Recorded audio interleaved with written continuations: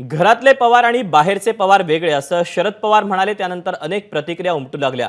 सून सुनेत्रा पवारांच्या डोळ्यातही शरद पवारांचं वक्तव्य ऐकून पाणी आलं। त्यानंतर आता अजित पवारांनी इंदापूरच्या वकिलांच्या आणि डॉक्टरांच्या मेळाव्यात डॉक्टर महिलेचं नाव घेऊन तुम्ही सून म्हणून आला असला तरी आम्ही तुम्हाला बाहेरच्या म्हणणार नाही, तुम्ही आमच्या लक्ष्मी आहात असं म्हणत शरद पवारांवर निशाणा साधला। पाहूया। त्या ठिकाणी आमच्या प्रतिभाताई आणि आमच्या कल्पनाताई दोघी एक गेवराईचे आणि एक बीडचे आहेत।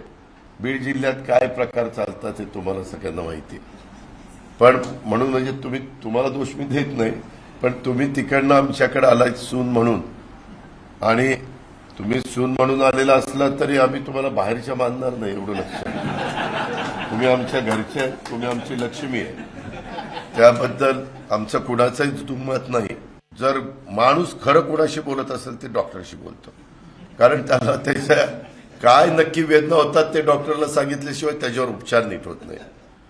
त्याच्यामुळे त्या वेदना समजून घेत असताना थोडंसं काय रे कसं चाललंय, काय मनात काय, त्याने आमचं नाव घेतलं तर त्याला खूप चांगली वागणूक द्या, त्याने जरा दुसरं नाव घेतलं की असं इंजेक्शन टोचा,